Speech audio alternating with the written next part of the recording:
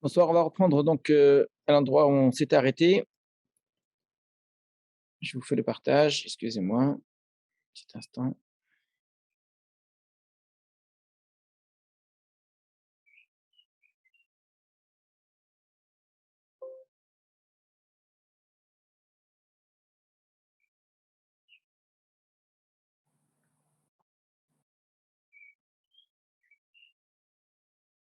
Voilà. Achrayut harofeh shenothen hora medin garmi. Non, non, c'était avant déjà, excusez-moi. On a vu la différence entre honnête et shogeg. Pourquoi, d'après la logique qu'il avait présentée, que ce qui fait la faute, c'est la conscience d'avoir fauté. Pourquoi pour honnête, c'est pas le cas? Parce que le honnête, vraiment, la personne était comme contrainte. Donc, il n'y a pas de raison que ça fasse. Donc, ça entraîne le même effet. Alors, il arrive à une autre question. Donc, Rav Zalman Nechemia Goldberg, il dit la chose suivante. Afran ben taout leven sikun mechushav. Est-ce qu'il faut faire une distinction entre une erreur médicale et sikun mechushav? C'est une prise de risque qui est réfléchie. Donc, du moment qu'il y a une prise de risque, évidemment, qu'un médecin va décider d'une thérapie quelconque, il y a une certaine prise de risque ici à prendre en compte. Est-ce que dans quel cas on va dire que c'est une erreur ou c'est simplement que ça faisait partie du risque? Alpizenire, chez Eze, Sharofeta, Haraga Nefesh, Golé, Aïnou Davka Beta. D'après cela, il semble que lorsqu'on dit qu'un médecin qui s'est trompé et qui a tué une personne va en galoute, c'est uniquement si effectivement il s'est trompé. D'accord? Il y a une erreur de sa part, donc dans ce cas, c'est comme quelqu'un qui tue Beshogeg. Aval, mais Shone Hadin Imbetrila, Yodeahu Alpi Darkar Refoua, Shinituar Bechole Kaze, les familles Matzliach ou Mitrape. Bonsoir. Donc, on vient de commencer là. Vous avez les feuilles? Ah, désolé, je peux imprimer.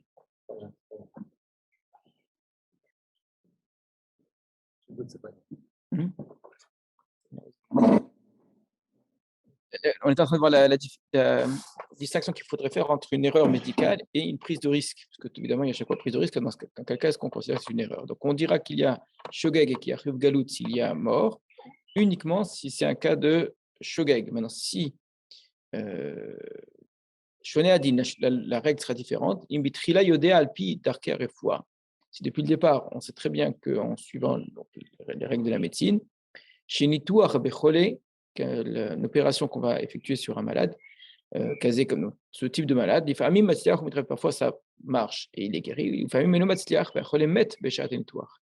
Mais parfois ça peut entraîner la mort du malade. Et vous savez aujourd'hui qu'on fait signer chaque fois au malade, et pour l'anesthésie et pour l'opération, des papiers dans lesquels il est conscient du risque. Les médecins ont l'obligation de lui dire qu'il existe un certain risque et de présenter le risque. Donc, c'est ce qu'on appelle, il y a une véritable prise de risque. On n'est jamais sûr qu'une opération fonctionne tout le temps.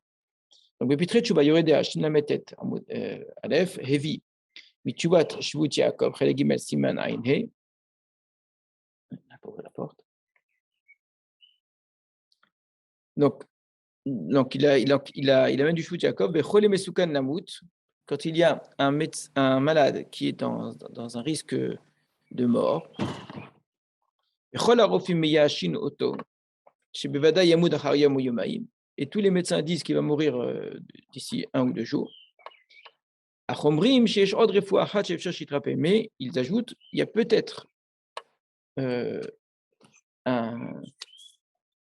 donc une façon de le guérir qui pourrait éventuellement le guérir, donc ça pourrait marcher. Par contre, c'est aussi possible qu'il meure immédiatement.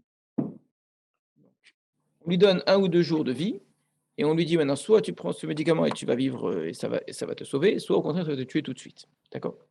Est-ce qu'on a le droit d'utiliser ces moyens-là? Alors qu'on sait, donc, ce sont 2 règles qui sont connues dans la lacha, qui devraient normalement nous interdire de faire usage de ce médicament-là. Les 2 règles sont les suivantes. Ce qu'on appelle chayesha, la vie d'un moment est considérée comme une vie éternelle. On n'a pas le droit de dire que vivre 1 heure, c'est moins important que vivre 300 ans. Et que si c'est pour sauver quelqu'un pour 1 heure, ça ne vaut pas la peine. D'où est-ce qu'on voit ça, par exemple? Le principe de chayesha, que c'est tout aussi important qu'une vie jusqu'à 120 ans. Est-ce qu'on a le droit d'être Mechalel Shabbat pour quelqu'un dont il va vivre en fait que très peu de temps? Voilà, c'est un exemple. Est-ce qu'on doit tout faire pour sauver la vie? Est-ce qu'on a le droit de débrancher une machine sur quelqu'un qui, de toute façon, devrait vivre encore pas très longtemps? D'accord? Chaque fois, on va dire que Chaye Sha'a, la vie d'une heure, c'est considéré comme une vie, donc on a le droit de Mechalel Shabbat pour ça, etc. Donc, si c'est ça, si Chaye Sha'a, c'est très important, si cette personne-là peut vivre une heure ou deux, peut vivre un jour ou deux, de quel droit je vais prendre un médicament qui risque de le tuer tout de suite? Sous prétexte, oui, mais peut-être que grâce à ça, il va vivre plus longtemps. Ça, c'est la première règle. Deuxième règle, il y a un principe qu'on appelle Shev et Altase, qui s'associe, hein, c'est pas vraiment deux règles, mais ça fonctionne ensemble. Shev et Altase a dit que dans certaines situations, on ne sait pas quoi faire, il vaut mieux ne rien faire que faire quelque chose qui est risqué ou qui est éventuellement interdit. Donc, ne rien faire vaut mieux que faire quelque chose qui est interdit. Shev et Altase, reste sans rien faire. Donc, d'après cela, dans ce qu'on vient de dire là maintenant, qu'une personne est en danger de mort, si elle prend un médicament, elle risque de mourir tout de suite. Excuse-moi, Marielle, tu peux juste ouvrir la porte là-bas que ça fonctionne? Je ne sais pas pourquoi quelqu'un a bloqué. C'est ouvert, c'est juste il y a un petit truc sur le côté. Ça va, excusez-moi, j'arrive, je vais le faire. Non, tourne le bouton.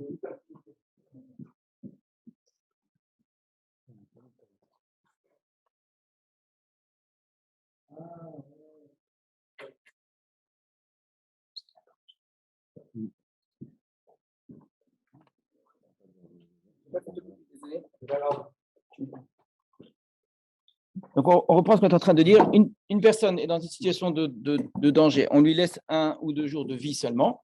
Il y a un médicament qui peut peut-être lui sauver la vie, mais qui peut peut-être le tuer tout de suite. Alors, on pourrait considérer que, d'après le principe de Khayesha, que même une heure de vie, c'est très important. On ne va pas mettre en danger cette heure de vie sous prétexte que peut-être il vivrait plus longtemps.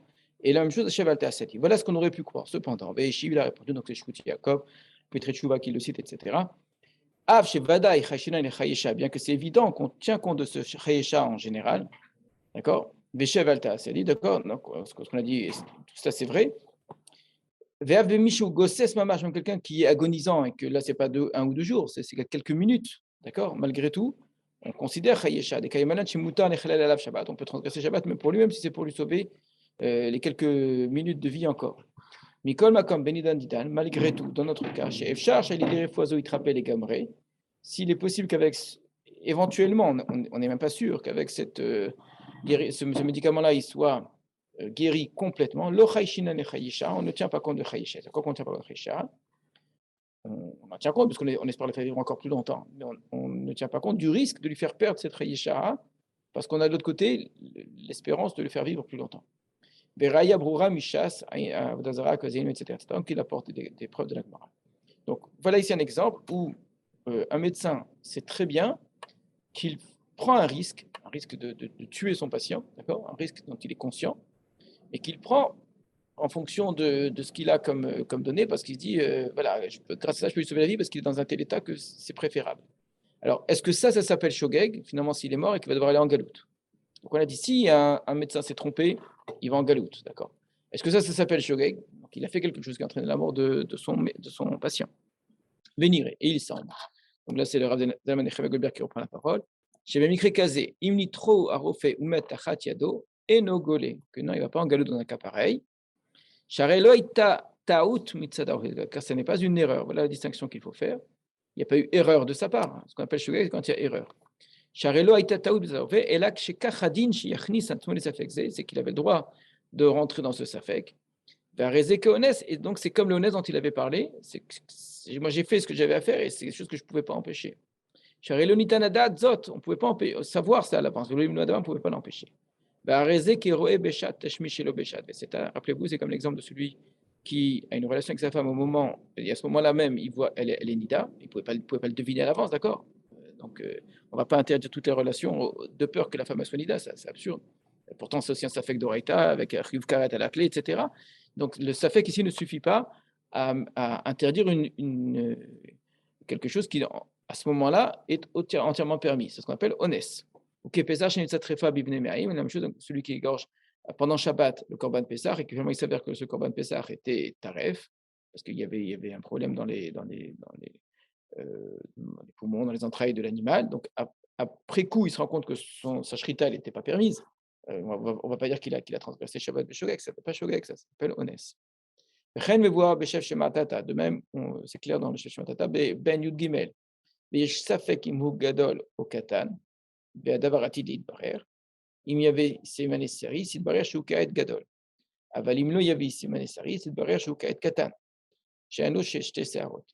Alors, dans le cas d'un enfant de 13 ans, et on ne sait pas s'il est déjà gadol ou katan. Vous savez qu'en vérité, ça ne dépend pas que de l'âge. On dit c'est à partir de 13 ans et un jour, mais en vérité, il faut amener 2 simanim.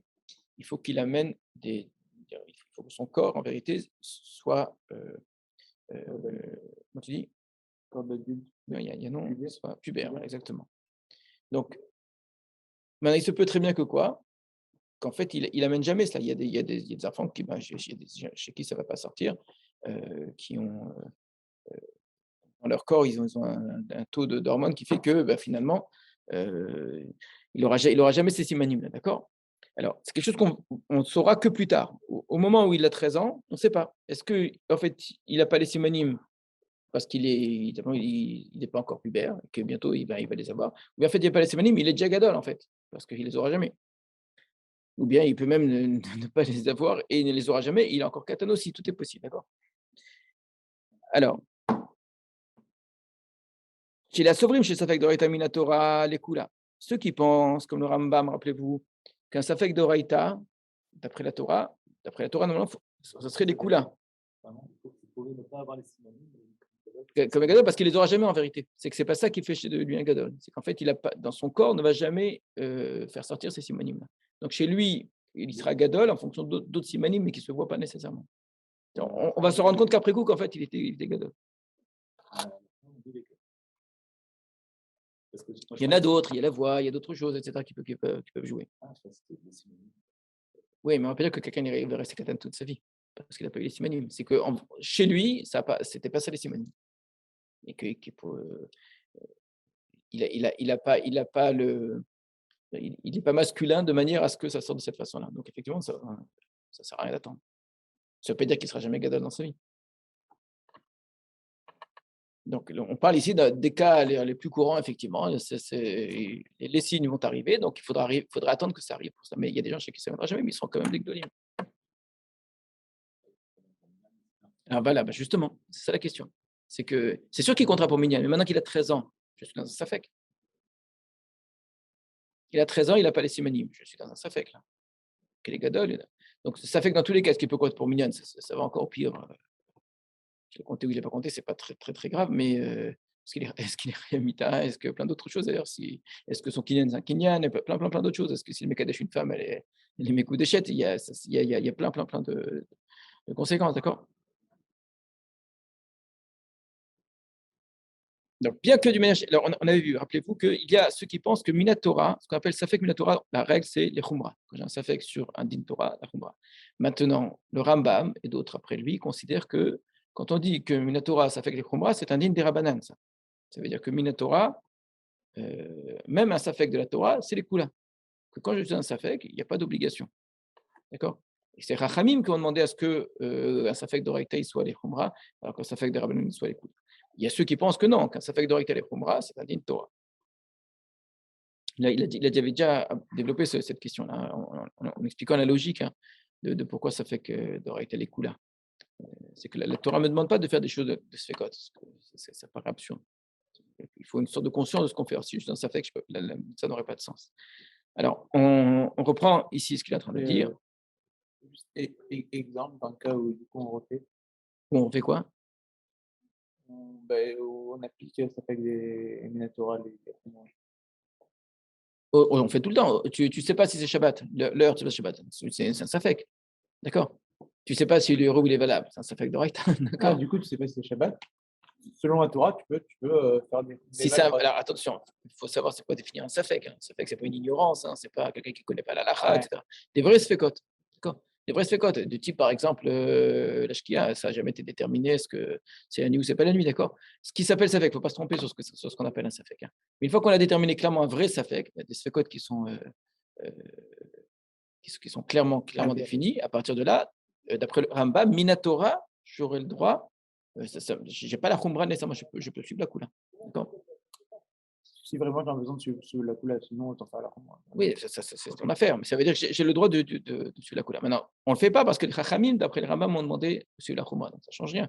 Mais d'après d'autres, les Chachamim, ce n'est pas les Chachamim, c'est la Torah elle-même qui te demande, dans une situation de Safek, de respecter la Khumra. Alors, en quoi c'est lié, on va le voir. Donc, chez la Sorim, chez Safek Dorit Amina Torah, les Kula, d'après ceux qui pensent que d'un Safek d'après la Torah, on devrait suivre la Kula. Les Achal Az Chelev, Nirchev le Anus, Velo le Shogeg. רק מאחר וחכמים אסרו ספק דאורייתא, יצא מכלל אונס ונעשה שוגג. On va reprendre. Si on dit que Safek min Torah, c'est les coulins, et quelqu'un a mangé du chelev, la graisse interdite, d'accord? Il va être considéré comme un anus et pas comme un shogeg, mais c'est seulement parce que les chachamim ont interdit le Safek d'Oraïta, il est plus honnête, il est devenu shogeg. Alors, on va reprendre. Donc, si on dit que Minatora, j'ai le droit, donc j'ai un Safek, d'accord? J'ai tout à fait le droit de manger d'une graisse, d'accord? Je ne sais pas vraiment si c'est un chélève interdit, un chélève permis, je ne sais pas, ça s'est mélangé. D'accord? Donc, c'est un vrai cas de Safek. Si c'est un chélève interdit, c'est un sur Torah. Si c'est une graisse permise, c'est permis, d'accord? Minatora, j'ai le droit, d'accord? Alors, si je le prends, il s'avère que finalement c'était du chélève, qu'est-ce que j'ai fait? J'ai fait quelque chose que la Torah m'a autorisé. La Torah m'a autorisé de le prendre. Donc, c'est comme si j'ai été anus d'avoir transgressé un interdit, parce que je l'ai fait de manière entièrement. Ce que j'ai fait, c'est quelque chose qui est mouta, qui est entièrement permis. Par contre, si je dis que les Chachamim, eux, me l'ont interdit et que je l'ai quand même transgressé, donc c'est plus du tout un anus. Je suis considéré comme un shogeg. Ça ne ressemble pas tout à fait à ce qu'il est. Anus, ça veut dire que j'ai transgressé un issour contraint. J'ai transgressé ce issour, d'accord?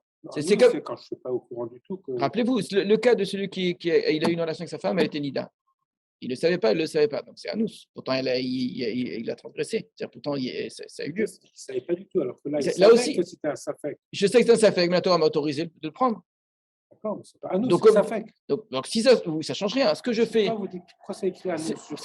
D'après le chef Shimatata, lui, il avait présenté. C'était justement la question de départ, en vérité. Rappelez-vous de Rabbi Shimon Shkab, la question si un safek est autorisé, alors comment est-ce qu'après coup, je vais être considéré comme un shogeg et devoir amener un korban, d'accord?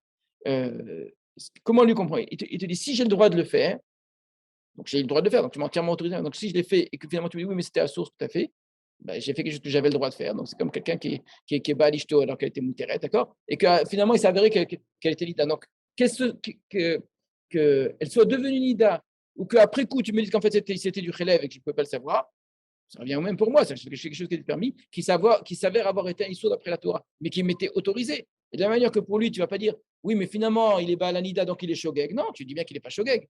Tu dis, il est Anous. Non, celui Balanida, il est Shogeg. Il est Anous, il n'est pas Shogeg.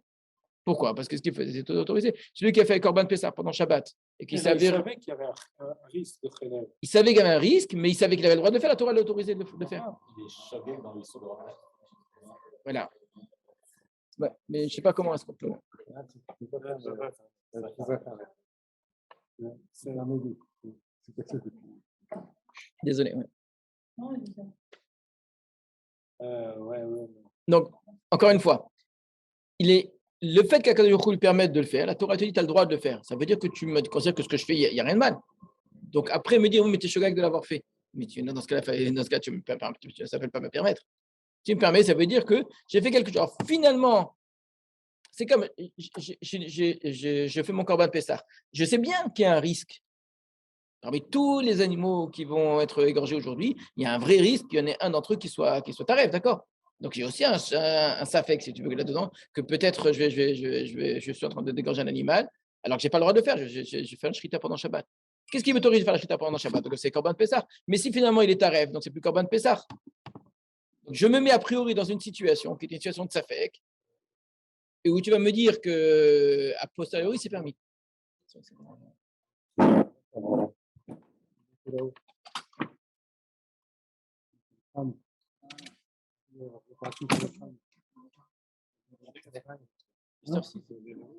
Aussi, à ce il y a moins de femmes, il y a moins de passages.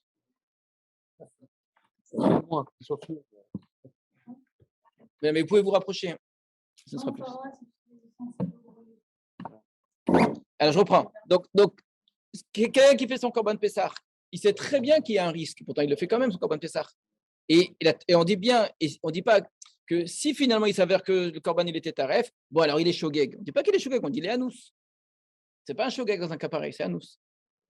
Donc, de la même manière, celui-là qui est dans un safek quelconque minatora, et qui le fait parce que la Torah l'a autorisé d'après la Torah de suivre la Kula, et qui s'avère finalement que c'était.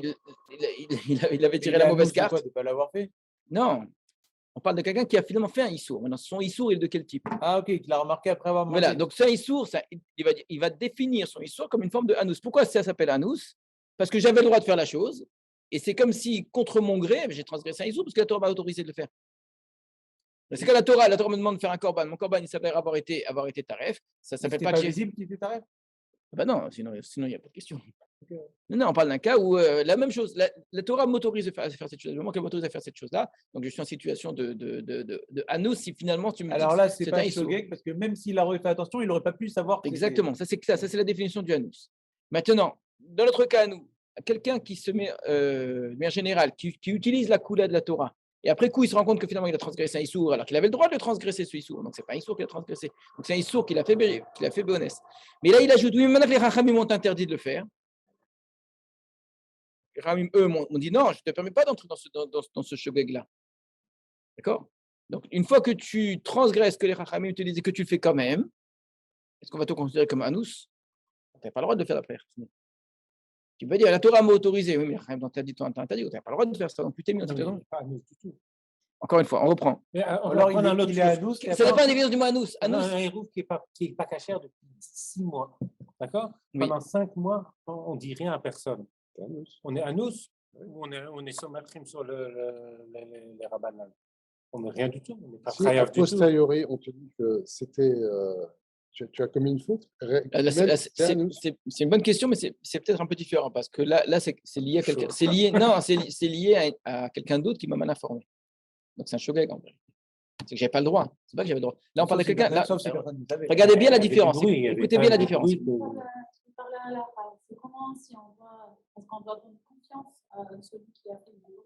Oui, justement, on va pas trop se disperser. Non, mais l'exemple est intéressant. La différence, c'est que est-ce que j'avais le droit ou pas? Lui, il avait le droit de faire sa shrita pendant Shabbat. L'autre, il avait le droit d'avoir une relation avec sa femme.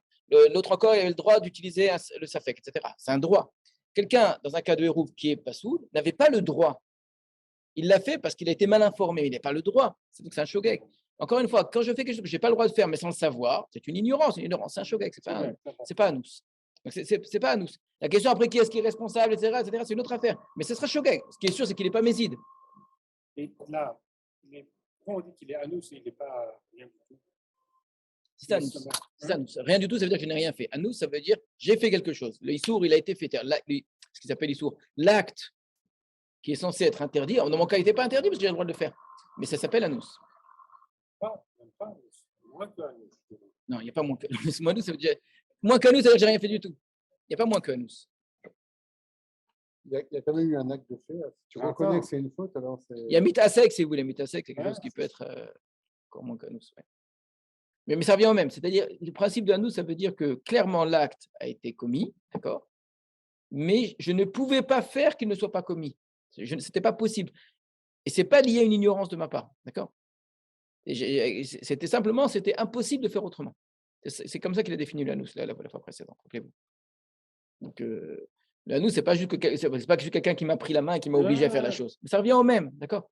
Il y avait une impossibilité objective. Objectivement, ce n'était pas possible de faire autrement, d'accord? Personne ne peut savoir ce qu'il y a dans les entrailles d'un animal, d'accord? On n'a pas une échographie. Personne ne peut savoir ce qui va se passer au moment même de la relation avec sa femme, si à ce moment-là va devenir une idée à l'avance. C'est impossible. D'accord? Donc, étant donné que ce n'est pas possible de savoir, j'avais le droit de le faire. Alors, ça s'est quand même produit. Ça s'appelle anous.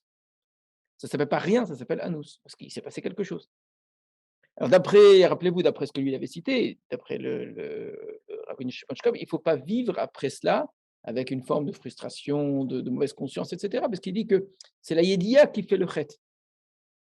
Or, ici, il n'y a pas eu de traite du tout, donc il n'y a pas de problème. Donc, il n'y a pas, oui, finalement, j'ai fait quelque chose. Le anous fait que je n'ai pas à avoir un quelconque ressenti. Comment? La yédi à la conscience. C'est la conscience qui fait la faute. Et que s'il n'y a pas de conscience, il n'y a pas de faute. Venez, on avance un petit peu. Donc, Rak, me'achav echachamim asru safek d'oraita. Mais maintenant que les chachamim, eux, ont interdit le safek d'oraita, yatsa miklal ones venase shogeg. Là, il devient shogeg et plus honnête. Pourquoi? Parce qu'il n'avait pas le droit de faire cette chose-là.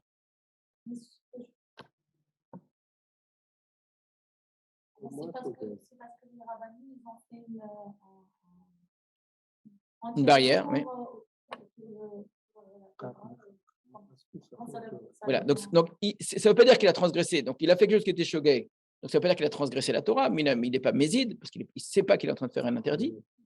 Donc, pour nous, c'est plus grave qu'un shogeg. Mais en réalité, ça s'appellera shogeg. Pour être méside, il faut être conscient absolument que ce que je fais, c'est un interdit. Ça, il n'est pas, parce qu'il est dans une situation de safek. Donc, il ne sait pas si ce qu'il fait, il sait pas si c'est Shabbat ou pas Shabbat. Mais je vous l'explique, écoutez bien. Pour que ce soit un méside, il faut qu'il soit conscient que ce qu'il est en train de commettre, c'est un interdit. Ça, il ne peut pas dire parce qu'il est dans une situation de safek. Il sait qu'il n'a pas le droit de le faire, parce que les Chachamim lui ont interdit de le faire, d'accord? Mais est-ce que je suis méside d'être vers un Doraïta? Non, je ne suis pas méside. Il est entre les deux. Il est dans, d'accord, il est méside de transgresser les Chachamim, il n'est pas méside de transgresser la Torah. Donc, c'est ce qui le rend shogeg de transgresser la Torah. Ça s'appelle shogeg. Parce que et on peut quand même dire, mais si ça se trouve, s'il avait eu de la chance, eh ben, il n'aurait pas du tout transgressé parce qu'il serait tombé sur le bon côté de la pièce. Ça veut dire dans son safek, il n'aurait pas transgressé. Il ne sait pas, lui, s'il va transgresser ou pas la Torah.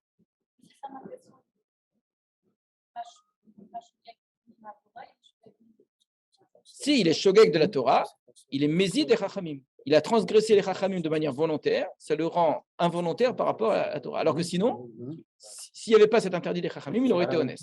Alors d'après ceux qui disent que les Chachamim, ce n'est pas eux qui ont rendu le shogeg interdit, d'accord, dans ce cas, c'est sûr qu'il a transgressé la Torah, ça c'est clair. Bimken, si c'est comme cela. Mikol Sheken Benidan Didan, à plus forte raison dans notre cas à nous, donc dans le cas on avait dit de l'enfant qui a 13 ans, Beofen sheyesh safek shema yetzliach, shemutar ou mitzvah la'asot nituach, bevadaï nershav keonet. Non, excusez-moi, il revient à son cas, lui, du médecin. Beofen sheyesh safek shema yetzliach. Il y a un safek, peut-être qu'il va réussir. Shemutar ou mitzvah la'asot nituach, c'est sûr que c'est permis, c'est une mitzvah de faire l'opération. Bevadaï nershav keonet, il sera considéré comme un honnête, et il met enogolé, que donc s'il est mort, il sera pas en galoute. Donc, en quoi c'est lié ce qu'il est en train de dire? Il dit un médecin qui sait que l'acte qu'il va accomplir est un acte qui est safek, peut-être je vais mettre quelqu'un en danger. C'est un safek. Peut-être je vais lui sauver la vie, peut-être je vais le mettre en danger. D'accord? Donc, finalement, il a fait cela et la personne est morte. Alors, comment je vais interpréter, je vais décrire son acte? Est-ce que son acte de mise à mort, c'est shogeg ou est-ce que son acte, c'est honnête? C'est là qu'on va essayer de comprendre par rapport aux définitions qu'il avait données. Il a dit shogeg, c'est-à-dire qu'il y a une forme de négligence, il y a un manque d'attention, un manque de connaissances que j'aurais dû avoir, etc., qui fait que j'ai fait quelque chose que j'aurais pu empêcher. D'accord? C'est ça le principe. Maintenant, dans le cas où j'ai le droit de faire quelque chose, d'accord, on m'autorise à faire cette chose-là, et que finalement, ça a entraîné une mort, ça ne s'appelle pas shogeg du tout, parce que j'avais le droit de le faire de manière tout à fait consciente. Il dit c'est comme quelqu'un qui, on a dit qui est dans l'exemple qu'il a donné, il va transgresser un shogeg de la Torah. On va dire si c'était pas les Chachamim qui l'avaient interdit, eh ben, ça serait considéré comme un honnête parce que j'avais le droit de le faire. Donc la même chose ici, le fait que cette personne avait le droit d'opérer, donc il avait le droit d'opérer, le fait qu'il ait le droit et que ça a entraîné quelque chose qui n'est pas lié de son côté à lui à une erreur, à une négligence, c'est pas parce que ça a entraîné une mort que j'appelle ça shogeg. À l'inverse, quelqu'un qui a le droit d'opérer, il est médecin, il a le droit d'opérer, mais qui a eu mort parce qu'il y a eu une négligence de sa part, donc là, ça manque. Là, c'est un shogeg, effectivement. Parce que c'est dépendant de lui. Du moment que c'est dépendant de lui, ça s'appellera shogeg. Si ce n'est pas dépendant de lui, et on l'a dit, la médecine dit très bien que dans ces cas-là, il y a 30% de décès. Ça arrive. Malgré tout, on a pris ce risque-là, et j'avais le droit de prendre ce risque-là. Alors, le fait qu'on ait le droit, ça, il l'a montré. Le fait d'avoir le droit, ça ne suffit pas à rendre pas tour quelqu'un. C'est le principe du shogeg. Shogeg, il avait le droit, pourtant il est quand même chayav. Donc, il n'utilise pas cet argument seulement. Il dit le fait qu'il avait le droit et que c'est entièrement indépendant de sa volonté à lui, ce n'est pas son acte en fait. Ça, c'est ce qu'on appelle honnête. Donc, c'est ce qui fait que la différence entre taout, d'accord, l'erreur, et le fait de prendre une prise de risque, d'accord. La prise de risque, c'est quelque chose qui fait partie de la vie et qui malheureusement, un médecin a le droit de prendre certains risques. Alors, on ne parle pas ici de l'accord du patient ou pas. Dans le monde d'aujourd'hui, ça paraît évident qu'il faut l'accord du patient. Dans la halakha, ce n'est pas évident. Ce n'est pas du tout évident qu'on ait besoin de l'accord d'un patient. On peut même imaginer que dans la halakha, on puisse obliger un patient à être opéré, etc., d'accord, parce qu'on n'est pas entièrement maître de son corps. Alors, on continue. Non, tu mettrais ça en tant que mitzvah. Si, il avait déjà mis ça, il n'avait pas pu y revenir. La mitzvah, c'est celle qui fait que j'ai le droit de le faire. Mais ce n'est pas parce que j'ai la mitzvah. Voilà. Mais ce n'est pas parce que j'ai la mitzvah, il avait déjà expliqué ça. Ce n'est pas parce que j'ai la mitzvah que ça ne me rend pas tôt. La preuve, c'est que le médecin qui a une mitzvah, il a une mitzvah entièrement, il est autorisé, et pourtant il va dire en galoute s'il s'est trompé. Pourtant, il avait bien la mitzvah de le faire. La mitzvah ne suffit pas. La mitzvah l'autorise à faire. C'est elle qui fait qu'il a le droit d'accomplir, et qu'il avait même rajouté, c'était son douche, et que tant qu'il n'a pas su d'ailleurs qu'il s'était trompé, il n'a même pas fait de histoire. C'est la conscience qui a fait qu'il a un histoire. Mais ça c'était son douche à lui. Mais même sans ça, la mitzvah ne rend pas. La mitzvah, c'est la halakha elle-même. La mitzvah, il dit le médecin peut guérir, mais s'il l'a fait, il est chayav galout. Donc c'est la halakha shulchan, d'accord. Donc la mitzvah ne suffit pas. La mitzvah, c'est un élément auquel il faut rajouter la distinction entre shogeg et ones. Il faut clairement distinguer shogeg et ones. Du moment qu'on dit qu'une prise de risque, ça s'appelle ones, et c'est ça qu'il vient de démontrer, que dans une prise de risque, et que malheureusement, c'est le mauvais risque là, qui se produit, ça s'appelle ones, ça ne s'appelle pas shogeg. Pour le médecin. Pour le médecin, monsieur. Parce que pour le commun des mortels, la prise de risque, c'est shogeg. Si j'emmène je sais pas, un copain faire de l'escalade. Complètement d'accord. On est d'accord. Complètement d'accord. C'est ce qui est un petit peu lié à ce que disait Charles, c'est que le médecin, lui, il a une mitzvah de faire ça. C'est ça. Tout à fait. Une prise de risque inconsidérée pour des raisons qui n'en sont pas poserait pas un problème. La question qui s'est posée, par exemple, justement pour les actes médicaux, quand il ne s'agit pas d'un acte médical, vraiment, une chirurgie esthétique, où la prise de risque est très importante. C'est-à-dire, vous avez une anesthésie générale, vous avez je parle de prise de risque même de vie et de mort, ou sinon, en tout cas, de nézek très grave. D'accord. Là, le médecin, d'après beaucoup, en tout cas, d'Acharodim, à moins que ce soit considéré parfois comme un acte thérapeutique, la chirurgie esthétique, ça peut être le cas. Mais quand on va dire, pour faire simple, quand c'est vraiment pas le cas, c'est simplement une femme qui peut se faire plus belle qu'elle ne l'est déjà, ou un homme qui peut se faire plus beau qu'il ne l'est déjà, d'accord, peu importe. Mais sans véritable raison thérapeutique, il n'y a pas un problème psychologique derrière qu'il a besoin. Vraiment, on va faire très simple. Et que le risque s'est produit, malheureusement, là, le médecin ne pourra pas invoquer. D'abord, ça se trouve, il a fait un issour. Ça se trouve, il n'a même pas le droit de le faire. Et même si on dit qu'il avait. Et que peut-être qu'il n'a même pas le droit de le faire. Et même supposons qu'il ait eu le droit de le faire parce que l'autre lui a demandé, etc. Si c'est le risque, là, c'est sûr qu'il est entièrement responsable des conséquences. Parce qu'on n'est pas dans le cas d'une prise de risque. C'est exactement le même exemple, effectivement, de quelqu'un qui va aller sauter en parachute et que c'est un cheveu. Non.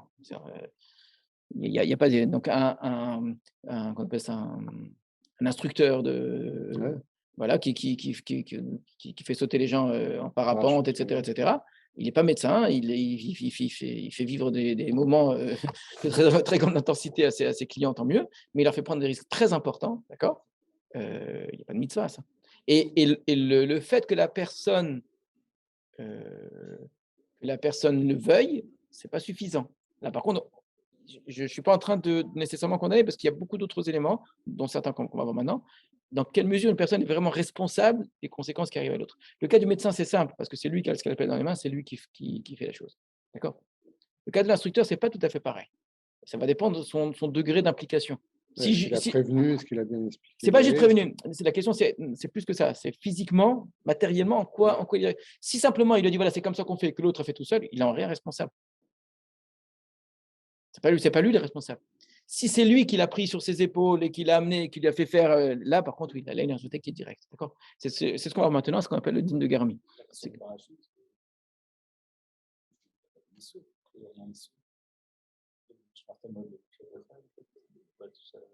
Non, mais voilà, c'est jusqu'à quel point on peut se mettre en danger. Si c'est toi qui l'emmènes, qui ne serait pas allé là-haut sans toi.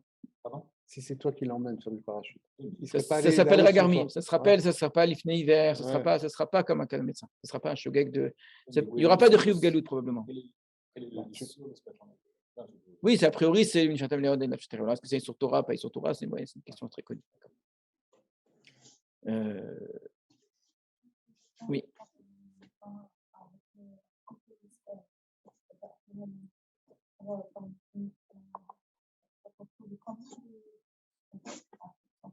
La question qu'on a me posée, c'est quel est le pourcentage à partir duquel un médecin peut prendre le risque. J'en ai strictement aucune idée. Non, je ne sais pas. À mon avis, c'est vraiment des protocoles médicaux, ce qui est autorisé.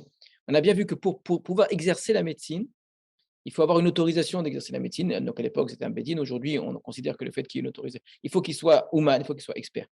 À mon avis, ça fait partie de la même chose. C'est-à-dire, ce qui est considéré comme un protocole admis par la médecine, on va considérer que c'est une prise de risque autorisée et peut-être même obligatoire, d'accord?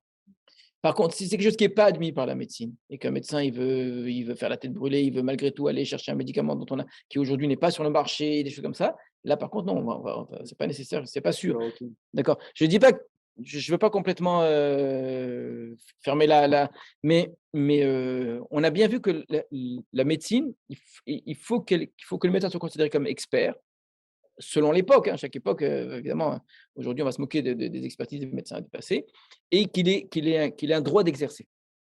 Donc, à mon avis, ça va dépendre l'un de l'autre. C'est-à-dire que si les actes médicaux, les thérapies qu'il va choisir, les médicaments qu'il va choisir, etc., doivent répondre aux mêmes règles.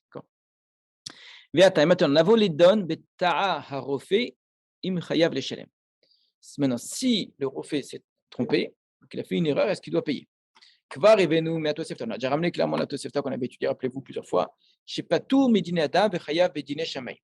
La règle est la suivante, que Bedine Adam, donc devant les hommes, donc devant le Bedine, il est Patou, il n'est pas obligé de payer, mais d'après Hachem, il est obligé de payer. Ce qu'on avait expliqué simplement, d'accord, rapidement, qu'on a fait ça exprès pour que les médecins veuillent bien exercer la médecine.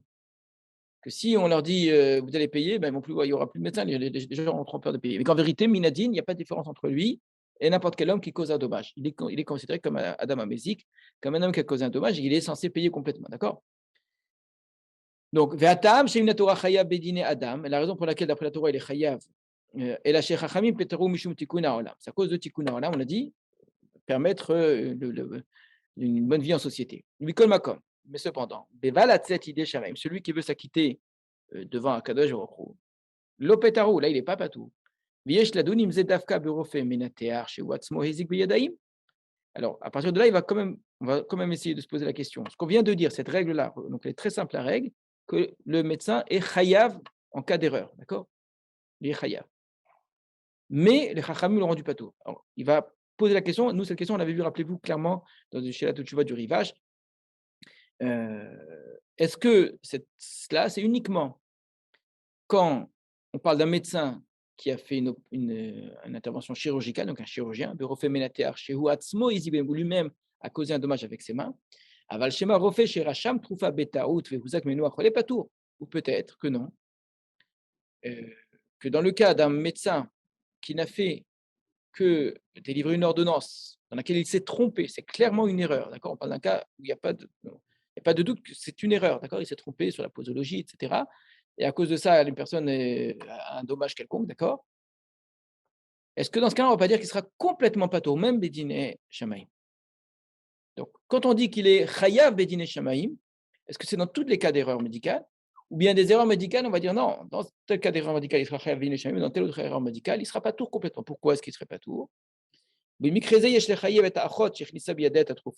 Par contre, celle qu'il faudrait peut-être rendre responsable, éventuellement, ce serait plutôt l'infirmière ou le pharmacien qui aurait donné directement le médecin au relais, s'il a conscience qu'il y a erreur, évidemment. Sinon, il n'y avait pas d'erreur. Et de la manière, il faut se poser la question, qui serait chayav d'après la Torah, dans le cas où un médecin a décidé,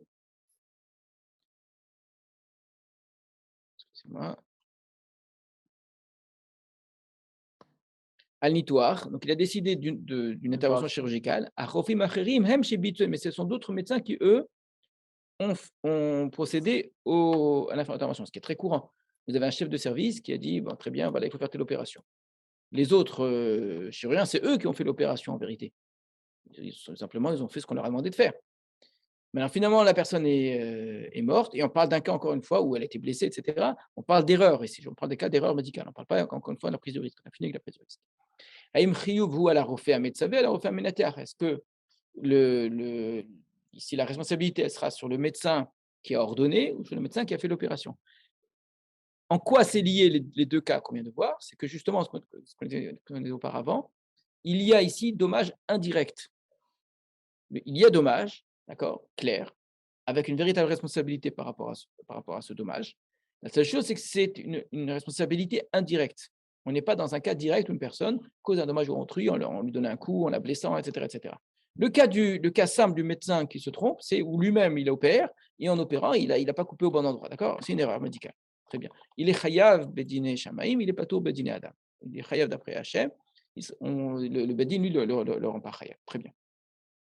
Maintenant, dans les deux autres cas qu'il a donnés, où c'est une ordonnance, où on a donné un médicament, ou bien c'est un autre qui a fait l'opération, celui qui est à l'origine a causé un dommage de manière indirecte. C'est pas physiquement, il s'est passé quelque chose entre-temps, d'accord? Alors, misvara, d'après la svara, logiquement, il semble que celui qui soit responsable soit le médecin expert qui a ordonné qu'on opère en se trompant, ou celui qui a noté l'ordonnance et qui s'est trompé. Et pas le médecin qui lui a fait l'opération, ni la dame qui aurait donné le médicament, dans la bouche du malade. Et chez les damot et arofé à metzavé, les mézik begarmi. On peut comparer, donc, par rapport au digne de Nézikim qu'on connaît, le rofé qui ordonne qu'on procède à donner un médicament, à une opération, à quelqu'un qui est mésique, qui cause un dommage dans une situation de garmi. Kevan des amirato bari hezek. Parce que, en fonction de ce qu'il a dit, c'est sûr qu'il y aura un hezek. Un rézé domé, les moser mamon Israël, les goy, comme ça ressemble au cas de garmi qui est connu, de quelqu'un qui livre l'argent d'un Israël à un non-juif, où c'est sûr que cet argent va être pris et volé, etc. On appelle ça garmi. Alors, là, voilà. Nous, on parlait d'une erreur médicale. Le chirurgien qui donne à l'autre à faire, il ne dit pas de faire l'erreur médicale, il dit tu opères cette appendicite. Non, mais l'erreur, c'était. Dévié. Non, alors c'est pas déviance, c'est l'erreur, elle est dans le choix d'opération. C'était une opération qui était une erreur. Ce n'était pas cette opération qu'il fallait faire. Évidemment, on ne parle pas dans le cas où c'est lui. C'est-à-dire que depuis le départ, il y a eu erreur de diagnostic, erreur de. Voilà. Ce qu'il a dit, ce n'est pas cette opération, il s'est trompé. Il a vu l'appendice, il n'y en avait pas, c'est une erreur de sa part. Alors, il entre dans une distinction qui est compliquée, très compliquée dans la halakha, entre ce qu'on appelle garma et garmi, qui n'est vraiment pas du tout évidente à déterminer. La règle simple, c'est ce qu'on appelle le din de Grama. Le din de Grama, c'est que en Grama Benezikin. Ça peut être très étonnant dans le monde aujourd'hui, dans le droit moderne, mais si on cause un dommage de manière indirecte, ou même une mort ou quoi que ce soit, on n'est pas responsable des conséquences. Ce n'est pas considéré comme un Grama. C'est le Nezek, le bord, il est lui-même. La Gemara elle-même, elle traite de cette question, d'accord? Alors, Grama, c'est le cas le plus simple. On a quelqu'un qui fait quelque chose de manière directe, quelque chose qui fait de manière indirecte. La Gemara commence comme ça. Et quand c'est indirect, on n'est pas tour. Finalement, la Gemara, sur la question de Néziki, arrive à montrer qu'il existe certains cas qui, bien qu'ils soient indirects, on considérera la personne quand même comme responsable. On a pris l'habitude, bien que ce ne soit pas évident dans la Gemara de faire cette distinction-là, d'appeler ces cas-là garmi. D'accord? Ce n'est pas vraiment dans les mots de la Gemara, mais c'est-à-dire c'est une distinction qu'on va faire dans la halakha, une catégorie qui sera un cas de dommage indirect pour lequel on est responsable. Et comment on va les définir? Alors, pour faire très simple, c'est indirect, c'est-à-dire que ce n'est pas directement ma main ou mon acte qui fait la chose, mais par contre, c'est obligatoire que ça se produise. Donc, un cas indirect pour lequel on ne serait pas tour, c'est que, c'est indirect, mais qu'il y a une possibilité que la chose ne se produise pas. D'accord? C'est tout à fait possible que les choses ne se produisent pas. J'ai posé un couteau au-dessus d'un toit, d'accord? Un peu de vent. Voilà. Beruach Metsuya, avec un vent normal, d'accord? Et le couteau est tombé et a tué quelqu'un d'autre, d'accord? Dans un cas, alors, voilà. Ou un autre exemple, Si non, t'es pas prendre passé un autre là, exemple.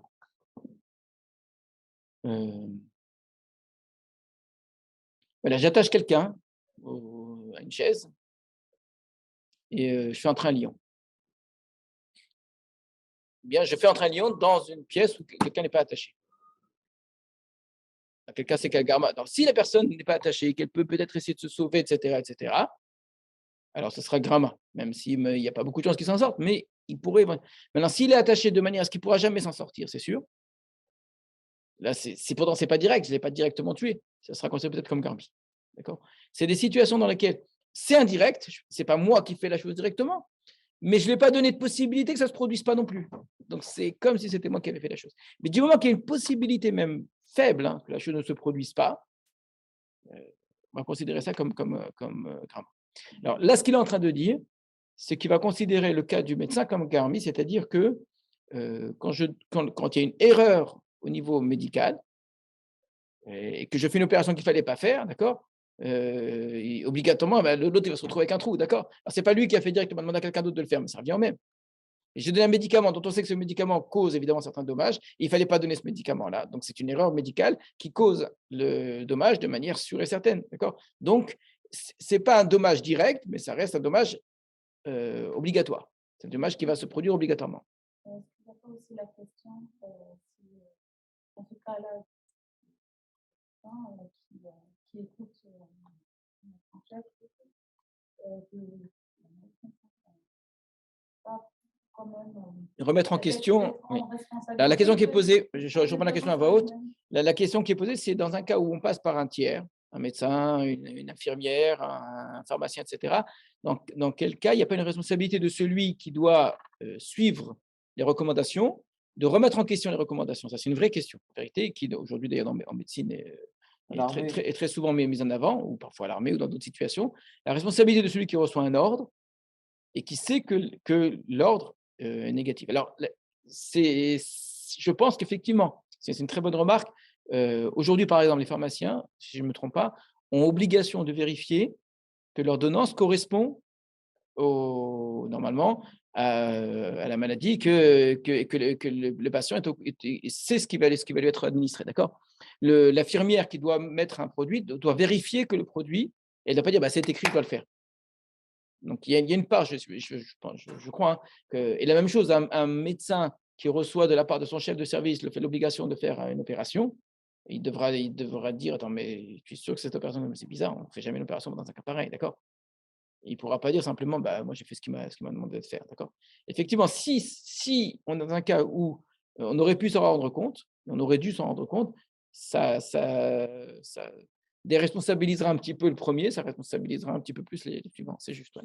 Si moi je voudrais me placer dans cette situation d'être un médecin, je ne sais pas si je voudrais vouloir faire quelque chose. Mais c'est souvent beaucoup plus compliqué. Très souvent, c'est des choses. Il y a des cas où l'erreur elle est énorme. Mais si l'erreur elle est énorme, généralement, elle ne se produit pas. C'est des cas où généralement le médecin-chef connaît beaucoup mieux que les autres et les autres ne savent pas. Donc à leur niveau, ce n'est pas une erreur. À son niveau à lui, c'est une erreur. Donc eux vraiment, ils ne savent pas trop, d'accord. Et puis très souvent, ils n'ont pas accès à certaines. Ils vont pas. Chaque médecin qui va opérer ne va pas aller vérifier à chaque fois. Il ne va pas reprendre le patient, il ne va pas discuter avec lui, etc. Ça, il ne peut pas faire ça à chaque fois. Lui, on lui a demandé de faire cette opération-là parce que c'est lui qui est de garde ce jour-là. Il l'a fait. Donc, il ne peut pas aller vérifier que c'est bien ça qui est justifié. Ce que lui doit vérifier, c'est que c'est le bon patient, c'est que c'est le bon endroit, etc., qu'il n'y a pas quelque chose qui paraît bizarre. Et on demande d'ailleurs aux patients aujourd'hui, avant l'opération, on dit: est-ce que vous savez de quoi vous allez être opéré? Vous savez à quel endroit vous allez être opéré? D'accord? Et le médecin qui opère voit avec le patient s'il n'y a pas un problème d'ailleurs. Mais c'est bizarre parce que moi, on ne m'a pas demandé ça du tout, d'accord? Parce qu'on essaie d'éviter. Mais il y a une part où évidemment, ça ne sera pas dépendant de lui. Et même si on ne considère pas qu'il sera garmi, mais que ce sera que grama, qu'effectivement, ce sera vraiment direct, Comme Grama Chayav Bedine Shamaim. Or, Grama aussi, on est Chayav Bedine Shamaim. Comme pour Resh Peresh Akones. Et là, chez Im Hu Garmi Chayav Minatora Gam Bedine Adam. La différence entre Grama, c'est Bedine Shamaim, et que Garmi, c'est serait Chayav Bedine Adam. Les datasum chez Garmi Minatora. D'après ceux qui pensent que Garmi, c'est interdit d'après la Torah. Avalim Ze Grama. Privo Ubed Shamaim, Val Bedine Adam, Pator Minatora. Donc, c'est une façon d'empêcher que les médecins usent de cet argument en disant mais bon, j'ai fait que donner un médicament, je ne suis pas directement responsable, etc. Là, par contre, ça ne marchera pas. Donc, autant le Rav Zalman Nechemia Goldberg a beaucoup déresponsabilisé les médecins dans beaucoup de choses, d'accord, en disant que c'est honnête, que c'est choqué, etc. Autant cet aspect-là de distinguer le chirurgien des autres médecins, c'est quelque chose qui ne passe pas vraiment. Ça pose vraiment psychologiquement. Alors ça, c'est une autre question qu'on va pas du tout aborder, qui est une vraie question aujourd'hui, qui a été développée par les Haronim. Dans quelle mesure on tient compte des dommages psychologiques, d'accord? Est-ce que les dommages psychologiques sont pris en compte dans les Nézékin? Certains ont voulu faire entrer ça dans le Tsahar. Tsahar, ça s'appelle la souffrance. D'autres vont dire non, Tsahar et psychologie, c'est pas pareil. C'est trop facile de vouloir mélanger les catégories, etc. D'autres ont voulu dire, vont regarder uniquement les conséquences financières du problème psychologique, d'accord? C'est-à-dire le dommage psychologique en tant que tel, il sera pas pris en compte. On ne va pas payer une somme parce qu'il y a de mal psychologique en tant que tel. Mais par contre, étant donné que psychologiquement, la personne a été atteinte, donc elle ne peut pas travailler. Et ça, par contre, ça peut s'évaluer.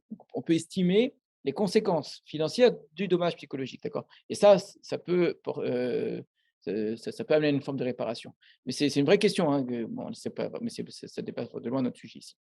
Donc, donc, et maintenant, le médecin, lui, qui est missionné, dans quelle mesure lui-même sera chayav? Par contre, celui qui a fait l'opération, à qui on a demandé de faire l'opération, ou l'infirmière à qui on a donné de donner le médicament, eux, on ne peut pas du tout les rendre chayav. Ils sont considérés comme anous. Donc, encore une fois, anous, ça veut dire que je ne pouvais pas faire autrement. Je n'avais pas la connaissance qui m'aurait pu me permettre de faire autrement. Car il s'appuyer sur le médecin qui lui était expert. Car on dit bien qu'une personne, on considère qu'elle soit toujours responsable. L'oba d'avar les chayev de ones gambour, ça rend jamais chayev dans ce cas de ones gambour. C'est la lacha, c'est que ones, il reste pas tout bien qu'on dit adam muad leolam. Alors, j'apporte comme restriction malgré tout à ce qu'on est en train de dire, c'est qu'aujourd'hui, en tout cas, c'est pas entièrement vrai, puisqu'il y a une part de responsabilité malgré tout, qu'on demande de la part de l'infirmière, etc., de vérifier certaines choses. Si c'était dans la mesure de ses connaissances, de vérifier qu'il y avait erreur, dans ce cas-là, elle sera responsable. Si effectivement, elle ne pouvait pas, elle lui a donné l'ordonnance, elle n'était pas capable de voir qu'il y avait erreur médicale, évidemment, elle sera entièrement anous. Donc voilà notre exemple, encore une fois, un exemple de ce qu'on disait tout à l'heure. On ne va pas dire qu'il est shogeg. Finalement, j'ai tué quelqu'un ou j'ai entraîné quelque chose, et ça s'appelle shogeg. Non, ça ne s'appelle pas shogeg. Pour être shogeg, il faut avoir eu la possibilité d'empêcher cela, de ne pas faire cela. C'est ça la définition de shogeg. Donc on va pas dire que la personne est shogeg. Elle est vraiment anous parce que on lui demande de faire ça. Elle doit le faire parce que c'est ça la règle. Et comment voulais-tu qu'elle fasse autrement? Elle n'est pas capable de faire autrement. Donc ça s'appelle anous. Il n'irait que chez Dayan Beminyan, Az Chayev HaShaliach, משום שטעות כזאת יש ביד השליח למנוע. שהרי גם הוא יכול לדעת מניין המלכות, אף שאינו חייב בכך. C'était un morceau, excusez-moi. Mais je l'action oui, on reprend. D'abord la question avant de voir la différence. Juste un instant, il faut poser la question contre ce que je viens de dire, hein, où on voit qu'un Dayan, dans le Baba Kama, chez Shamash Betadin, l'exécuteur des sentences du Beddin, chez Osiflo Retsua Had Golé, s'il a rajouté une Retsua, une seule lanière au fouet pour frapper, d'accord, et qu'à cause de ça, la personne est morte, il est Chayev Galout. D'accord, il n'est pas Chayev Mita parce qu'il n'a pas voulu donner la mort à autrui, c'est clair, mais il est Chayev Galout parce qu'il a entraîné une mort de manière qui n'était pas autorisée, d'accord. Il n'a pas le droit de toucher cette personne-là. Avec ça arrête souvent en plus. Agmara Navidazot Beta'ab Hadayan Beminyan. Agmara là-bas, elle dit de quel cas on parle? On parle quand c'est le Beddin, le Dayan s'est trompé dans le nombre de coups. Sheaz Hashaliar Golek, c'est le Shaliar qui va en galout. Alors là, ça ressemble beaucoup à notre cas. C'est le Dayan qui se trompe et c'est le Shaliar qui va en galout. Pourquoi? Il aurait dû réagir. Avalima Shaliar Osif mais si c'est lui-même qui a rajouté nos Golek et Karov le Mezidou, dans ce cas-là, c'est plus grave. Donc, contrairement à la première lecture, la Balagmara, elle va dire s'il a simplement rajouté une Retsoua, il va en galout. Il dit non, s'il rajoute une Retsoua, il est Karov le Mezid. Il n'est pas. Rappelez-vous la distinction qu'on avait fait entre Shogeg et Mezid et Karov le Mezid, c'est que c'est une négligence grave. Une négligence simple, c'est Shogeg. Négligence grave, c'est Karov le Mezid, ce qui fait que je ne vais pas en galout, je n'ai pas le droit à la galout parce que c'est une kapara, mais je ne suis pas Chayamita non plus. D'accord? Donc, il dit un chaliar qui se permet de rajouter quelque chose qui évidemment va rendre le coup beaucoup plus dangereux, c'est Karov le Mezid. Donc, c'est sûr que ce n'est pas de ça que l'Agmara elle parle. L'Agmara elle parle d'un autre cas. Elle parle d'un cas où il y a une autre erreur à part ça, mais qui est cette fois-ci pas celle du chaliar, qui est celle du Dayan. Où le Dayan a dit parce que vous savez, on estime le nombre de coups qu'on va donner à la personne qui va être frappée. Ce n'est pas tout le temps les 39 coups. Si la personne elle nous paraît fragile, etc., on diminue le nombre de coups. Par 3. Voilà. Alors, si l'estimation a été mal faite, d'accord, et que la personne est morte, il y a un problème ici. Alors, qu'est-ce qui va en galoute? On dit, c'est le chaliar. C'est bizarre. Mais caché, c'est difficile. Imta Dayan, si c'est le Dayan qui s'est trompé, Ayater l'archive est chaliar qui est Anous. C'est le chaliar qu'on aurait dû considérer comme Anous, comme ce qu'il vient de dire lui-même. Il a dit, c'est l'argument qu'il a apporté en disant, si le médecin a fait une ordonnance et que l'infirmière elle a simplement respecté l'ordonnance, ce n'est pas l'infirmière qui est chayavet. Alors là, on dit que c'est le chaliar qui est chayav. À la réponse. Parce que c'est une erreur que les chaliars auraient pu empêcher. Ce qu'on a voulu dire également, on a dit, pour les pharmaciens, pour l'infirmière, etc. Car lui aussi peut connaître le nombre de coups. C'est quelque chose qu'il sait très bien. Même s'il n'est pas obligé, lui, de vérifier. Mais si le Dayan s'est trompé sur la halakha elle-même, il a rendu chayav quelqu'un de Malkout qui n'était pas chayav du tout. Là, il est pas rien. Là, le shaliar il sera pas tour. C'est pas une taout qui va rendre chayav le shaliar. Chez Ones Gamourou, parce que là c'est un cas de Ones, il a fait quelque chose qu'il ne pouvait pas empêcher de faire. Ou fisé, il m'a refait un ménater, mais vin gamhu beivchuna machala. Si le médecin qui va faire l'opération sait reconnaître lui-même la maladie, d'accord? Azitachen chez Udomel Shaliar, là il ressemblera au shaliar bedin, un malké qui vient de donner des coups à Malkout. Dans ce cas-là, le médecin qui a décidé ne sera pas considéré comme garmi, parce qu'entre-temps, il y avait quelqu'un au milieu qui aurait pu empêcher cela. Car le dommage n'était pas sûr. Car ça aurait été possible que le médecin qui fasse l'opération lui aurait fait prendre conscience de son erreur. Donc on reprend ce qu'on est en train de dire. S'il y a erreur médicale, dans un cas qui n'est pas direct, c'est quoi un cas qui n'est pas direct? Soit parce qu'il ne s'agit pas d'une intervention chirurgicale, soit l'intervention chirurgicale n'est pas faite par le médecin lui-même qui décide de l'intervention chirurgicale, donc ce n'est pas direct. Si on pouvait empêcher d'une manière ou d'une autre l'erreur, c'était possible d'empêcher l'erreur parce qu'entre-temps, il y a quelqu'un qui aurait pu se rendre compte, eh bien, on va considérer le premier médecin comme grama, donc il ne sera pas chayav, d'accord? Bedine Adam, il ne sera pas chayav. Même grama, on a dit qu'on est quand même chayav. Par contre, si au milieu, il n'y avait personne qui pouvait empêcher l'erreur, bien que ce soit indirect, il sera considéré comme garmi, et donc il sera chayav, même Bedine Adam. Voilà, on va s'arrêter là pour aujourd'hui. La suite, c'est la place que prend l'assurance dans ces affaires-là. C'est une question en vrai très compliquée qui n'est pas liée à notre sujet seulement. C'est une question vraiment très intéressante. Le principe même d'une assurance, dans tous les cas, qu'est-ce qui fait qu'une assurance paye pour les hakim que moi j'ai fait? Alors, en règle générale, on met le droit de la Torah de côté dans le droit moderne. Qu'est-ce qui fait qu'une assurance paye pour un dommage que moi j'ai commis? Une prime. J'ai surtout, c'est plus important, j'ai surtout un contrat. C'est un contrat. Or, on peut contracter ce qu'on veut. Le contrat est le suivant. Je te paye tous les mois, tous les ans, etc. En échange de quoi tu t'engages, toi, à payer s'il m'arrive quelque chose, etc. Comme on peut faire des contrats sur tout. D'accord? C'est un contrat conditionnel. s'il se passe. Or, un contrat conditionnel dans la c'est quelque chose qui est très compliqué et rien n'est moins évident en vérité qu'on puisse engager quelqu'un au nom d'un contrat conditionnel. Ça, c'est une chose. Deuxième chose, le fait de payer dans la halakha pour un dommage, ce n'est pas juste une forme de réparation, c'est une forme de chiyuv. C'est une mitzvah minatora que moi j'ai 2 mois de payer. Pourquoi l'autre va payer mon chiyuv à moi? Ça n'a rien à voir, parce que je l'ai payé avant, ça ne change rien. L'assurance et la personne qui a été endommagée n'ont strictement rien à voir entre eux. Moi, par contre, j'ai un chiyuv minatora de sortir de ma page, d'aller voir l'autre et de réparer. C'est une mitzvah minatora que j'ai. Donc, le fait que j'ai signé un contrat d'assurance, ça ne change rien du tout. D'accord. Éventuellement, il pourrait me payer moi de l'argent et que moi, avec ça, j'aille le payer. Encore une fois. Il resterait à régler l'autre problème qui est celui de comment fonctionne un contrat d'assurance dans la halakha. C'est très, très, très compliqué comment fonctionne un contrat d'assurance dans la halakha. Et donc là, pour le médecin, entre autres, si le médecin a commis une erreur et qu'il est pas tout au Bedin Adam, il est chayav Bedin Shamaim, dans quelle mesure l'assurance, elle devrait payer? Je dis, mais t'es pas tout, tu as tes problèmes avec le ciel, tu n'as qu'à te débrouiller tout seul avec le bon Dieu. D'accord. Ah, tu veux payer? Tu n'as qu'à payer toi. Moi, pourquoi je fais ça? D'accord. Bon, on ferme la parenthèse. C'est lié, on va voir, c'est vraiment intéressant et ça touche des questions qui n'ont plus rien à voir avec seulement la médecine et de manière générale avec les assurances, qui sont un sujet passionnant, enfin, personnellement, dans la halakha. Voilà, à très bientôt.